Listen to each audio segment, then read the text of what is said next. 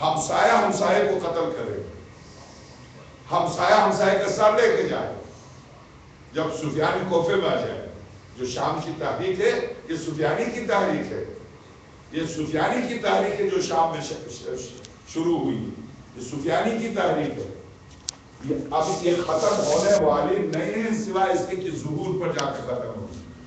اس بنا پر اگر ان روایت اثر ظہور کتاب حوالہ دے رہا ہوں، پڑھ لیجیے گا پلیز اس کتاب کو جو مصنف نے 35 سال پہلے لکھی ہے، اور اس کو اس زمانے کو زمانے ظہور قرار دے کے اس نے لکھی ہے کتاب، ثابت کیا کہ یہ زمانے ظہور ہے. اب تو نئی کتابیں مارکیٹ میں آئی ہیں کہ شاید 10 سال بھی نہ گزرے کہ حضرت کے ظہور کا مدت معین نہیں کر سکتے، درست نہیں کر سکتے. مجلسی رضوان اللہ تعالیٰ علیہ نے پورا حساب لگایا کہ شاید 7 سالوں میں سے 1111 ہو، کیونکہ وہ خود 1111 میں ان کا انتقال ہوا آخر میں. شاید 1111 چونکہ 7 سال ہے، شاید حضرت کا ظہور نہیں ہوا. شیخ عباس قمی نے 1300 جو 7 سال ہے ایک حساب نکال کے کہا شاید 1000 یعنی 300 میں 1300 میں شاید حضرت کا ظہور نہیں ہوا. تو اسی طرح سے ہندو نے پیش، چونکہ حضرت حجت کے بارے میں ہندو کی کتاب جو ان کی 3 کتابیں، اس میں اسپینش کا آیت الناس، اگر آپ یہ دیکھنا چاہیں کہ حجت خدا کے منتظر کائنات میں کون کون ہے تو آیت اللہ ناصر مکارم شیرازی کی کتاب پڑھ لیں. عصر ظہور میں حضرت کا ظہور کب ہوگا یہ دیکھنا چاہیں تو عصر ظہور پڑھ لیں علی قرآنی کی. اگر یہ دیکھنا چاہیں کہ حضرت حجت اس وقت امکانی طور پر کہاں ہیں، شادی شدہ ہیں، بچے بھی ہیں، سارے بچے غیب میں ہیں، تنہا آپ غیب میں ہیں، یہ دیکھنا چاہیں جو کہ دلچسپ ہے، اس کے لیے جزیرہ خضرا کتاب دیکھیں. اگر یہ دیکھنا چاہیں آپ کہ آقا امام زمانہ روح اللہ الفدا ان کا مقام، ان کی منزلت ہر مذہب و مکتب میں، یہ دیکھنا چاہیں تو آیت اللہ گلباگانی صافی کی کتاب اردو میں تھے جمال منتظر، یہ دیکھیں. آپ اگر اقوام متحدہ جو اقوام عالم کو جنگ عالمی دوم کے بعد یہ ادارہ بنا، یہ کیوں بنا آپ بھی جانتے ہیں، اس کا اصل مقصد کیا ہے آپ بھی جانتے، میں بھی جانتا ہوں، بچے بھی جانتے ہیں. مگر ظاہراً نعرہ یہ تھا کہ اقوام عالم کو ایک کرنا، درست ہے، اقوام عالم کو ایک کرنا. حقیقتاً اقوام عالم کو بڑی طاقتوں کا غلام بنانا تھا. ظاہراً نعرہ یہ تھا اقوام عالم کو ایک کرنا. تو اقوام عالم کو ایک کرنے کی تحریک کب چلی، کیوں چلی، اس کے پیچھے اسباب کیا تھے، اور یہ کیا یہ تحریک اب بھی چل رہی ہے. اب اس تحریک نے نیا رخ اختیار کیا 99 کے نام سے کہ 99.9 پر 0.1 حکومت کر رہے ہیں. یہ بھی اتفاق سے امریکہ سے شروع ہوئی اور اب جا کے یہ تھوڑی سی ٹھنڈی ہو گئی ہے. مگر کیا یہ ٹھنڈی ہو جائے گی؟ نہیں. سرمایہ دار جب خون، غریب کا خون چوسنے میں انتہا تک پہنچ جائے گا تو غریب روڈ پر آ جائے گا، مجبور ہے وہ روڈ پر آ جائے گا. کب روڈ پر آئے گا، کیسے روڈ پر آئے گا؟ اگر یہ دیکھنا چاہیں تو آیت اللہ ناصر مکارم شیرازی کی انقلاب مہدی دیکھ لیں. اگر اس کو اقوام متحدہ کے حوالے سے، عقل کے حوالے سے، سائنس کے حوالے سے، سائنسی علوم کے حوالے سے حضرت کی حکومت، حضرت کی آمد دیکھنا چاہیں تو آیت اللہ ناصر مکارم شیرازی کی بہترین کتاب ہے انقلاب مہدی. اگر تسلسل کے ساتھ واقعات کو دیکھنا تو حضرت کا خطبہ ہے، اس کے خطبے کے ایک ٹکڑے کا ترجمہ کیا علامہ طالب جوہر نے علامات ظہور کے نام سے. غرض ان کتابوں کا آپ دیکھ سکتے ہیں اردو میں، ورنہ عربی میں تو ظاہر ہے کہ الزام مناسب جو مسلسل حضرت کے 2 خطبے ہیں. تو میں حضرت یہ تحریک سفیانی کی تحریک ہے، اور سفیانی کوفے میں جب آ کر اعلان کر دے گا جو ایک شیعہ کا سر دیکھا ہے اس سے 1000 دینار لے لے، تو ہر شخص شیعہ کے قتل کے پیچھے جائے گا، ہر شخص دوسرے شیعہ کو قتل کرنے کی کوشش کرے گا. اس پر امام صادق صلوات اللہ علیہ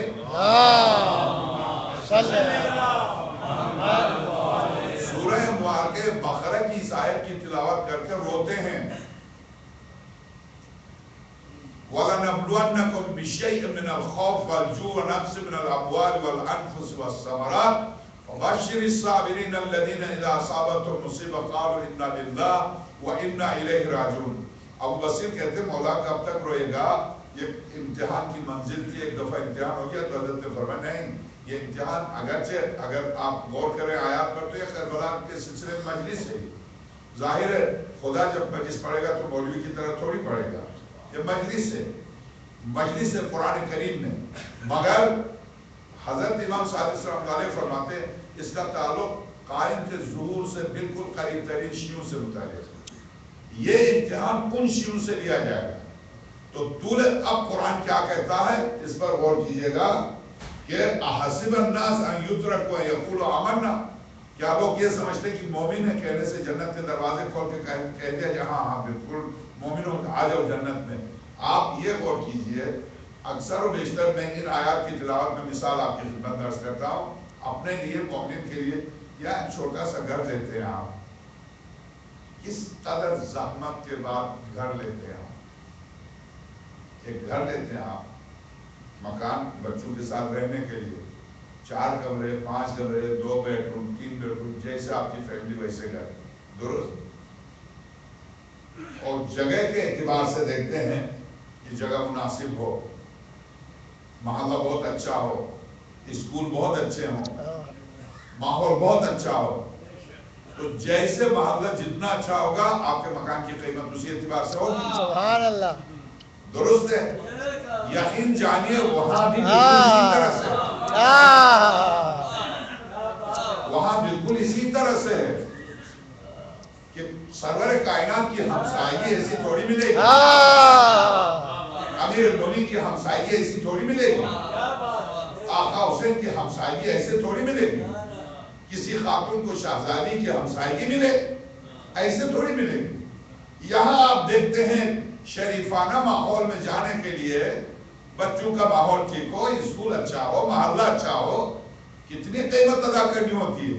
اور وہاں کی بلڈنگیں یاقوت و زمرد کی، یہاں جس کو انسان نے اپنے سر پر تاج بنایا وہاں اسی پتھر کی بلڈنگیں ملیں گی. وہ یاقوت و زمرد کی بلڈنگیں تاج سلطنت، تاج نور، مرصع منظم. سورہ واقعہ ہم صوفے رکھ کر، اور خیر قرآن نے یہاں پر جو گفتگو کی ہے کہ میں چونکہ ہمارا معاشرہ ان چیزوں کو سمجھنے میں مذاق سمجھتا، مشکل بھی ہے. سورہ واقعہ کی سری آیات اگر تم حروف کو دیکھ لو تو تمہیں ایسا لگے گا جیسے شیشے میں یاقوت کو رکھا. یہ مثال دی ہے قرآن نے سورہ واقعہ میں، شیشے میں یاقوت و زمرد کو رکھا. شیشے میں اگر تم حروف کو دیکھو. میں اس آیت پر تلاوت کر رہا تھا، بعد میں کسی خاتون نے کہا آپ خواتین کے بارے میں، تو اگلی آیت خواتین کے بارے میں. بالکل غلمان بھی ایسے ہی ہیں، جو جنت کے مرد ہیں، غلمان ان کا نام ہے، وہ بھی ایسے ہی ہیں. خواتین کو کوئی قرآن کریم نے ان سے بالکل بھی نظر انداز نہیں کیا. ان کو خدا جانتا ہے کہ خاتون بہرحال اس کو بھی تسلی دی ہے. تو میں عرض کروں ایک مختصر سے گھر کے لیے 40 سال 50 سال 10 سال زندگی بسر کی، اگر اوپر کی کمائی نہیں تھی تو محنت و حلال کی کمائی سے گھر لینے کے لیے کتنی زحمت اٹھاتے ہیں. اور قرآن نے یہ جو سورہ نجم کی آیت ہے وَأَن لَيْسَ لِلْإِنسَانِ مَا سَعَىٰ إِلَّا مَا سَعَىٰ، انسان کے لیے دنیا ہو یا آخرت ہم نے سوائے اس کی محنت کی کچھ بھی نہیں رکھا. تو وہاں بھی جو یاقوت و زمرد کی بلڈنگیں بنیں گی وہ آپ کی محنت سے بنیں گی. اب اس محنت پر قرآن کریم یہ گفتگو کر رہا ہے. قرآن کریم ارشاد فرما رہا ہے سورہ بارکہ عنکبوت، ارشاد ہوتا ہے کیا وَلَقَدْ فَتَّنَّ الَّذِينَ مِن قَبْلِهِمْ، اور کیوں نہیں دیکھتے ان سے پہلے جنہوں نے کہا ہم مومن ہیں ان سے کس طرح سے ہم نے امتحان لیا. فَتَّنَّ وَلَيَعْلَمَنَّ اللَّهُ الَّذِينَ صَدَقُوا، خدا چاہتا ہے کہ جو صادق ہیں سچے مومن ہیں ان کو واضح کرے کئی کے لیے. وَلَيَعْلَمَنَّ الْكَاذِبِينَ، تاکہ جھوٹوں سے سچا لگو. اگر سرور کائنات کی زندگی میں جنگیں نہیں ہوتی کوئی جنگ. ہر شخص کہتا میں بہادر ہوں.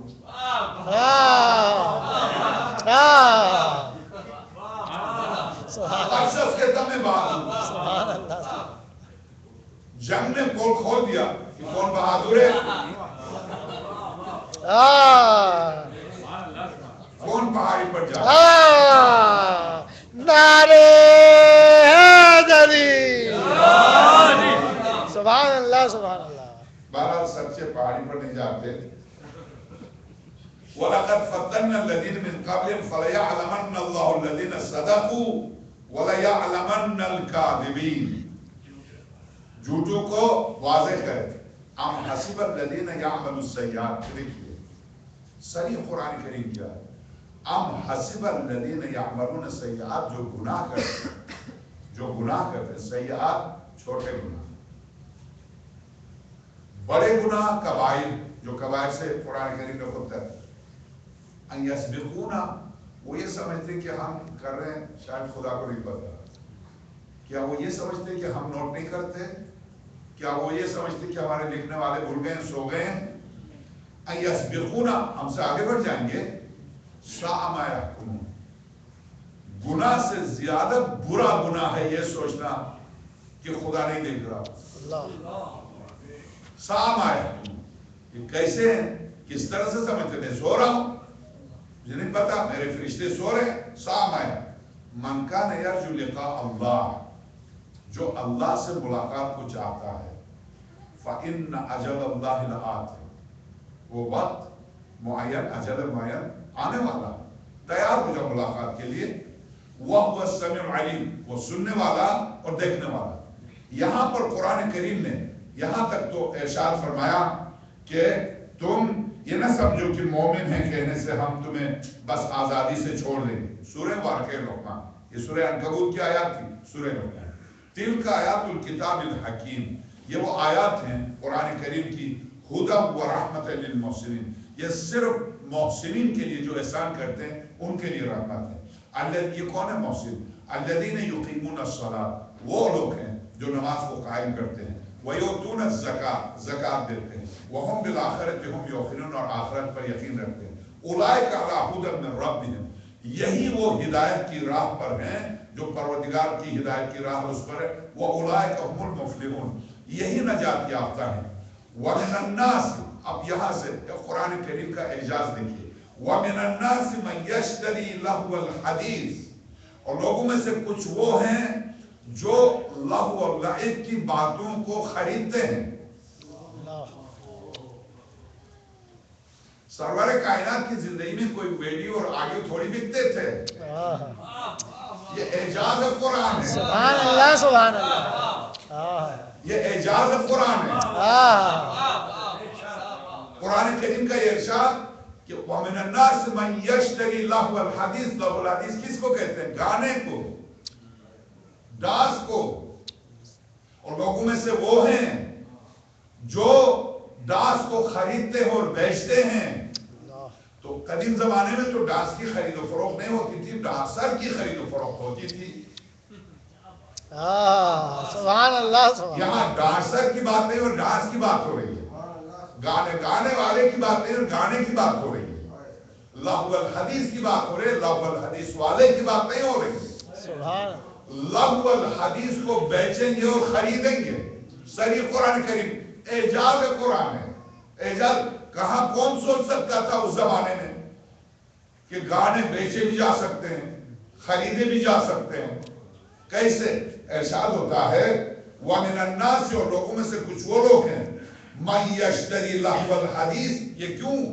لِيُضِلَّ عَن سَبِيلِ اللَّهِ بِغَيْرِ عِلْمٍ، یہ جاہل چاہتا ہے ڈانس کے ذریعے، برہنہ فلموں کے ذریعے راہ خدا سے معاشرے کو ہٹا دے. راہ خدا سے. واللہ قرآن کریم کا اعجاز دیکھیے کہ یہ چاہتا ہے ڈانس کے ذریعے، برہنہ ڈانس کے ذریعے، ننگی فلموں کے ذریعے چاہتا ہے کہ لوگوں کو راہ راست سے ہٹا دے. ظاہر ہے انسان چونکہ حضرت یوسف ایک نبی ہیں، کان صدیق نبی، یقیناً ہم سب جانتے ہیں پیغمبر معصوم ہے، مگر ایک منزل ایسی آتی ہے جہاں، یہ سورہ یوسف کی آیت ہے، نفس امارہ کہاں آیا؟ سورہ یوسف میں کس وقت کہا؟ ان النفس لامارۃ بالسوء الا ما رحم ربی، مگر اگر میرا پروردگار مجھ پر رحم نہ کرے تو میرا نفس امارہ برائی کی طرف زیادہ کھینچ کے لے جانے والا، ان النفس لامارۃ، بہت زیادہ حکم دینے والا، امر کرنے والا، گسیٹ کے لے جانے والا، کہاں؟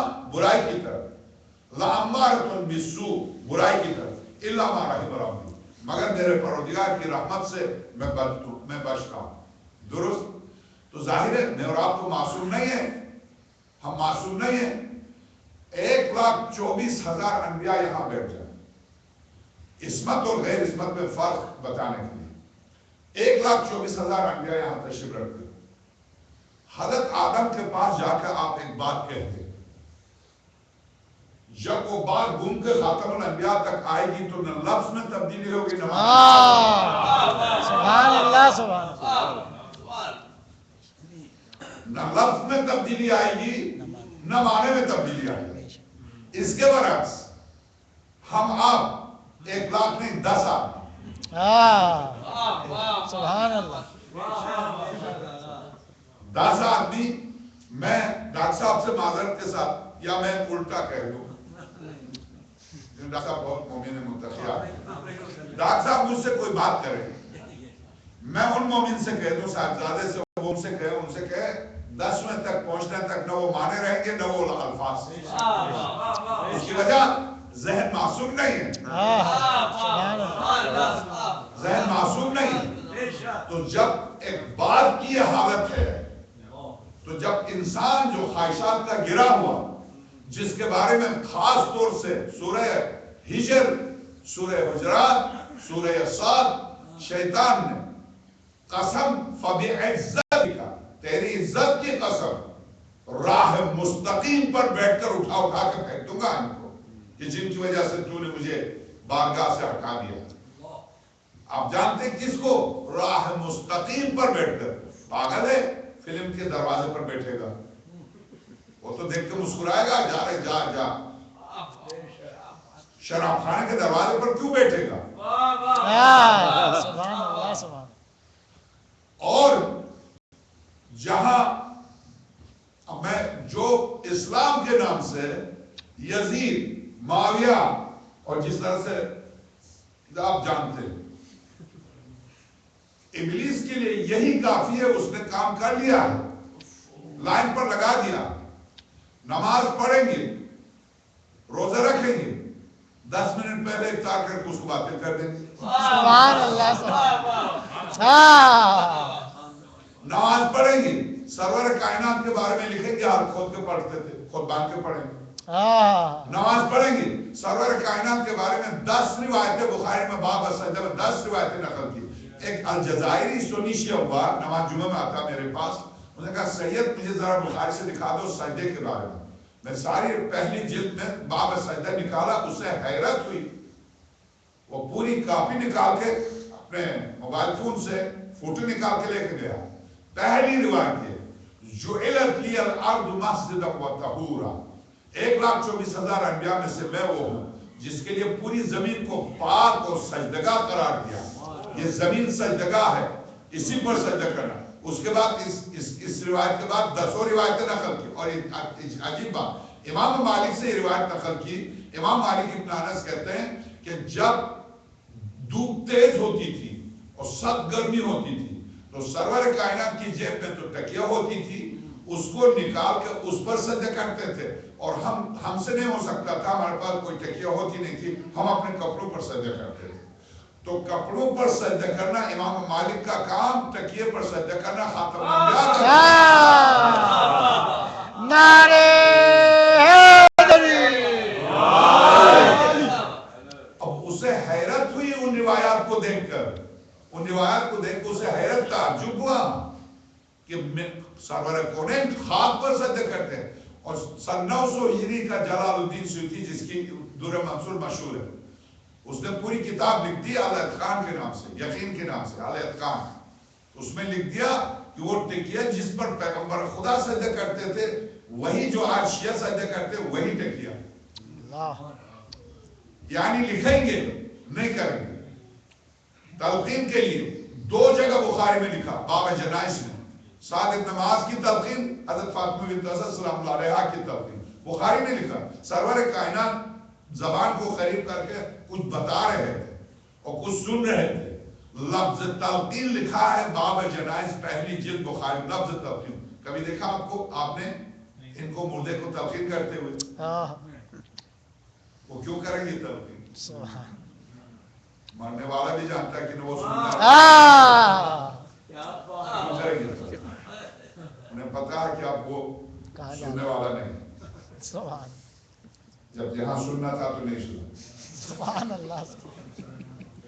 جی ہاں، اب آپ سورہ لقمان دیکھیے، قرآن کریم کا جا وَمِنَ النَّاسِ مَنْ يَشْتَرِي لَهْوَ الْحَدِيثِ، اور لوگوں میں سے کچھ وہ ہیں جو لہو و لعب گانے کی باتوں کو خریدتے ہیں اور بیچتے ہیں. کیوں؟ لِيُضِلَّ عَنْ سَبِيلِ اللَّهِ بِغَيْرِ عِلْمٍ، اپنی جہالت کی وجہ سے راہ مستقیم سے انسانیت کو ہٹانے اور گمراہ کرنے کے لیے. وَيَتَّخِذَهَا هُزُوًا، اور یہ وہ لوگ ہیں جو دین کو مذاق سمجھتے ہیں.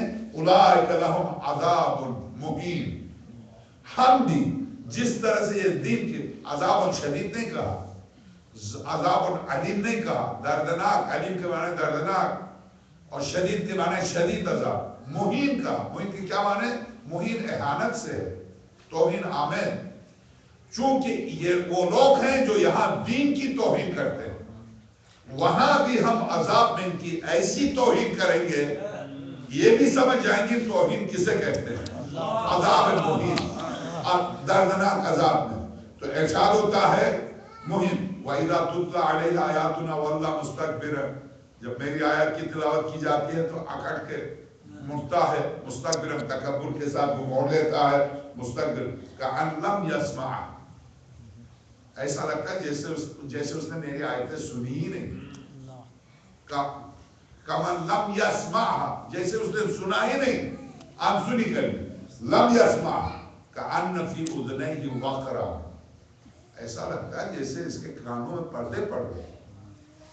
فی اذنیہ وقرا، دونوں کانوں میں پردے پڑ گئے ہیں. وقرا فبشرہ بعذاب علیم، ہم ذلیل و رسوا کرنے کے بعد میدان محشر ہی میں پھر عذاب علیم میں اس کو ڈال دیں گے. اے میرے حبیب عذاب کی خوشخبری دیجئے اس طرح کے افراد کو. تو میں اب اس کے فوراً بعد ارشاد ان الذین آمنوا، یقیناً وہ لوگ جو ایمان لائے، وعملوا الصالحات، جو نیک کام کیے، لہم جنات النعیم، ہم نے جنتیں اور جنت کی نعمتیں انہی کے لیے بنائے ہیں. خالدین فیہا، ہمیشہ اس میں رہیں گے. وعد اللہ حقا، دیکھو یہ خدا کا وعدہ ہے جو حق ہے. وہو العزیز الحکیم، وہی صاحب عزت اور وہی حکمت والا ہے. میری گفتگو آج کے حد تک، اگرچہ میرے عزیز تعلیم نے خواہش کی تھی، ابھی جو مجلس پڑھ کر آ رہا تھا اس مجلس کے لحاظ سے انہوں نے راستے میں مجھ سے خواہش کی تھی، میں اس خواہش کی تکمیل کے لیے شروع کیا، مگر اسی شروعات ہی میں وقت ختم ہو گیا. معذرت خواہ ہوں اس پر کل گفتگو، چونکہ حضرت مولا کائنات کے بہت سے اصحاب، ان میں سے ایک حضرت مالک اشتر ہیں جن کو پورے نظام کائنات لکھ کر امیر المومنین نے دیا تھا. ابھی 4 سال پہلے جمہوری اسلامی نے اقوام متحدہ میں اس کو، اقوام متحدہ کے دستور میں اس کو شامل کرایا. مولا کائنات کا وہ خط جو مالک اشتر کو لکھا کہ کائنات میں نظام عدل جو مالک اشتر کو لکھ کے دیا تھا جب گورنر بنا کے مصر بھیجا. تو کمیت ابن زیاد کو حضرت نے دعائیں لکھوائیں، جیسا کہ دعائیں کمیت، اس کے علاوہ بھی ابو حمزہ سمالی. مگر ایک صحابی جس نے مولا کائنات سے آ کر کہا یا امیر المومنین، میں جب قرآن کی تلاوت کرتا ہوں تو قرآن کہتا الف لام میم ذالک الکتاب لا ریب فیہ ھدی للمتقین، یہ قرآن ہدایت ہے کن کے لیے؟ اور جب میں قرآن کی تلاوت کرتا ہوں تو یہ تو سورہ بقرہ، سورہ واقعہ عنکبوت جس کی تلاوت، اس کی آخری آیت کیا ہے؟ ان اللہ مع الذین اتقوا والذین هم محسنون، خدا صرف انہی لوگوں کے ساتھ ہے جو صاحبان تقوی ہیں اور لوگوں کے ساتھ نیکی کرتے ہیں. تقوی خدائی حقوق، نیکی لوگوں کے حقوق. خدا اور انسانی حقوق ادا کرتے ہیں خدا صرف انہی کے ساتھ. ٹھیک.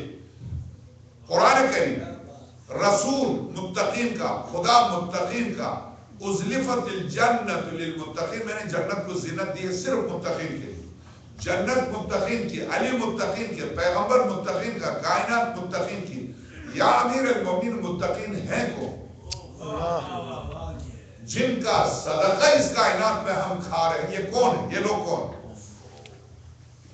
تو مولا کائنات صلوات اللہ علیہ نے ارشاد فرمایا یا حمام اتق اللہ واحسن.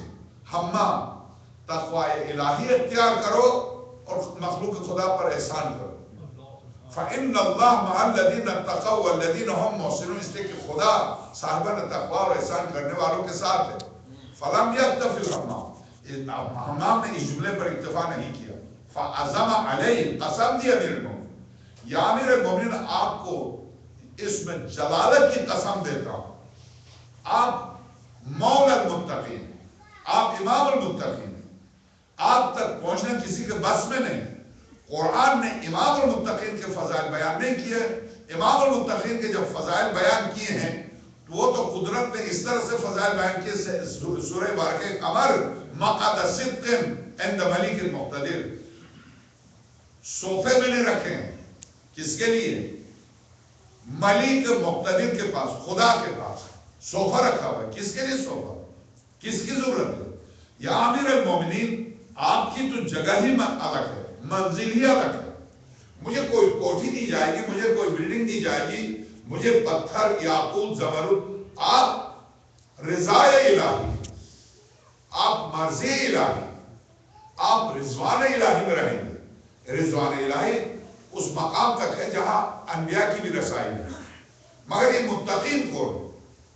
تو امیر المومنین صلی اللہ علیہ کو جب قسم دی، اب مولا کائنات نے متقین کے اوصاف شروع کی. صرف 25 صفتیں بیان کر چکے تھے. 25ویں صفت جیسے مولا متقین کی زبان سے نکلی، فصاح سیفا، یہ چیخنے لگا.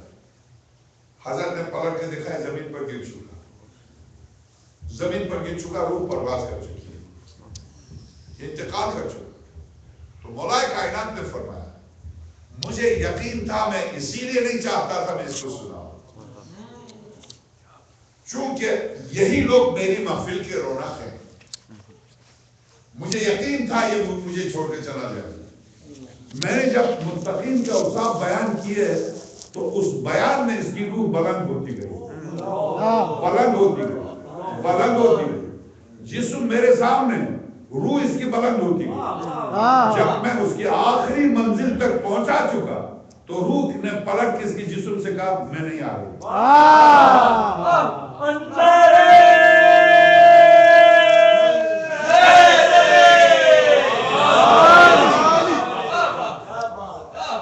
میں نہیں آ رہی.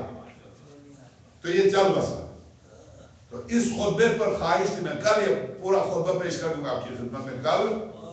تو دیکھ لیجئے گا کہ امیر المومنین چونکہ ایک متقین ہے، ایک صاحب تقوی ہے. متقین کے اوصاف، قرآن متقین کا، خدا متقین کا، رسول متقین کا، علی متقین کا. ہم کیا کہتے ہیں اذان و اقامت میں؟ اشہد ان امیر المؤمنین و امام المتقین. امام المتقین ہے. فاسقین کا امام معاویہ ہے، متقین کا امام علی ہے. تو امام المتقین ہے. تو ایسی صورت میں متقی کون ہے؟ کون ہے؟ یوم ندعو کل اناس بامامہم. یاد رکھو اس دن کو جس دن ہم ہر گروہ انسانی کو اس کے امام کے ساتھ بلائیں گے. تو علی کی صف میں کون کھڑے ہوں گے؟ متقین. متقین. تو اب حمام کا پوچھنے کا حق ہے یا امیر المومنین میں کہاں ہوں، میں کدھر ہوں؟ میں دیکھنا چاہتا ہوں کہ میں کہاں ہوں. ہاں بہرحال آپ کو اس گفتگو سے گھبرانے کی ضرورت نہیں. پتہ نہیں ایک لمحے کے اندر اگر غور بن سکتا ہے یہ تو قدرت نے رکھا نا آپ کے لیے، میرے لیے، ہم سب کے لیے، ہور کے لیے جو دروازہ کھلا میں ہم سب کے لیے کھلا، ہور تو ادھر تھا ادھر آیا، ہم تو ادھر ہی ہیں، صرف جا کے دروازے کو تھامنا، اور تو ادھر سے ادھر آیا، مگر کیسے آیا؟ آج ایک مومن پوچھ رہا تھا، آقا آپ حضرات نے دیکھا ہوگا باب الحوائج اور آقا حسین کے دونوں حرم کے بیچ میں جو فاصلہ ہے، اس میں کبھی آپ نے دیکھا ہوگا کچھ لوگ ہاتھوں کے نیچے رکھ کے سینے کے بل جاتے ہیں، اگر آپ نے دیکھا ہو سینے کے بل جاتے ہیں، حضرت امام حسین کی زیارت سے باب الحوائج کی زیارت کے لیے ہاتھوں سے بھی پیروں سے بھی زمین پر لیٹ کے سینے کے بل جاتے ہیں۔ ابھی کاظمین نے ایک جوان نے مجھ سے سوال کیا، اللہ یہ ایسا کیوں کرتے ہیں؟ مجھے حیرت ہوئی کہ ایک شخص سینے کے بل جا رہا تھا، میں سمجھا شاید ناقص العذاب میں مدد کر، میں آگے بڑھا، کہا نہیں ہٹو، مجھے اسی طرح سے جانا پاس ہے۔ تو میں نے پوچھا یہ کیوں اس طرح سے جاتا؟ ابھی جب زیارتوں پر جائیں گے تو ہر چیز کو غور سے دیکھیے گا، آپ ہوٹل سے نکل کے باہر دیکھیں، آپ روڈ پر نکل کے ان بچوں کو دیکھیں، ان عورتوں کو دیکھیں جو روڈ پر سوتے ہیں، ہوٹل میں نہیں سوتے۔ میں اور آپ امریکہ اور کینیڈا اور برطانیہ اور باہر سے جاتے ہیں، ہم ہوٹل میں سوتے ہیں۔ وہ عراقی جو جاتے ہیں وہ اس وقت بہت سردی ہے، روڈ پر سوتے ہیں، حرم سے ایک کمبل ملتا ہوں، آقا امام حسین کے حرم سے بھی ہر ایک کو ایک کمبل ملتا ہے، اور باب الحوائج کے حرم سے بھی ایک ایک کمبل ملتا ہے، اسی کمبل کو نیچے بچھاتے ہیں، اسی کو اوپر ہوتے ہیں، اسی میں لیٹتے ہیں۔ یہ دن میں کیا کرتے ہیں؟ دن میں یہ روڈ پر کھڑے ہوتے ہیں، جب آپ کو دیکھیں گے کہ آپ ظاہر ہیں تو آپ کو بٹھا کے آپ کے پیر کو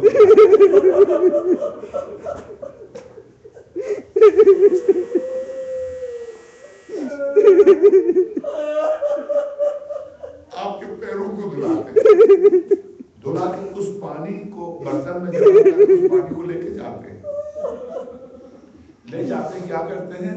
لے جا کے اپنے گھروں میں چھڑک دیتے ہیں، اس کو رکھتے ہیں بوتل میں بند کر کے، ظاہر حسین کا پانی۔ میں نے عرض کیا کہ وہ گلاس میں جو جگ میں پانی پلاتے ہیں، بڑے بڑے مٹکے ہیں، ان میں پانی پلاتے ہیں۔ لندن سے گئے تھے، ظاہر نے کہا کہ اس نے پانی مانگا، پانی دے دیا، پانی پی کر آدھا رہ گیا تھا، دیا تو اس نے بجائے اس کی کہ اس کو پھینک دے، اس کو دوبارہ اندر ڈالا۔ جو لندن سے گیا تھا اس نے کیا کرا؟ ملینز کے حساب سے آرے پتہ نہیں کس بیماری کس کے پاس ہوتا ہے، جب پی کے پانی دیتے ہیں تو پلیز اس کو آپ باہر پھینکیں۔ تو وہ عرب ہے، وہ دیہاتی ہے، وہ کسی بیماری کو نہیں جانتا، وہ حسین کو جانتا ہے۔ اس نے کیا کہا؟ تمہیں کیا پتا میں ایسا کیوں کرتا ہوں؟ ایسا کیوں کرتے ہو؟ ممکن ہے کسی ظاہر کی لباس میں یوسف فاطمہ آ جائے، امام زمانہ آ جائے، کسی ظاہر کی لباس میں آ جائے، آدھا پی کر آدھا دے دے، کائنات کو شفا ملے، بس ارباب عذاب ہے۔ یعنی یہ تو آپ نے دیکھا، آج کاظمین میں حضرت مسلم بن عقیل سلام اللہ علیہ کا معجزہ سنا کے آ رہا تھا۔ ایک عراق ایک کوفے کا، ہمارے اہلے سے گئے تھے ایک مومن زیارتوں پر، ابھی 4 مہینے پہلے ماہ مبارک رجب میں، سلمان رضوی بہت مومن متقی، اتفاق سے کراچی میں جب میں جیل گیا تھا تو وہ بھی جیل گئے تھے، مرکزی میں جو ہمیں گھیرا تھا القاعدہ نے اسی وقت، تو وہ بھی ہمارے ساتھ جیل میں تھے۔ 400-500 جوان جیل گئے تھے ضیاء کے زمانے میں، آپ یقیناً آپ حضرات کو معلوم ہوگا، وہ بھی میرے ساتھ بہت متقی، پرہیزگار، نمازی، بلکہ شب نمازی، وہ ابھی زیارتوں پر گئے تھے۔ ایک عراقی رہتا ایلے میں، کہتے ہیں وہ واپس گیا صدام کے ہلاک ہونے کے بعد، کوفے کی مسجد میں ان سے ملاقات ہوئی، وہ اپنے گھر لے کے گئے، کہا سلمان میرا یہ گھر ہے، سامنے حضرت مسلم ہے، میرے ہمسایہ ہیں، تو یہ کہہ کے رونے لگے. میں نے کہا ہاں تم خوش قسمت ہو کہ حضرت مسلم کے ہمسایہ ہو.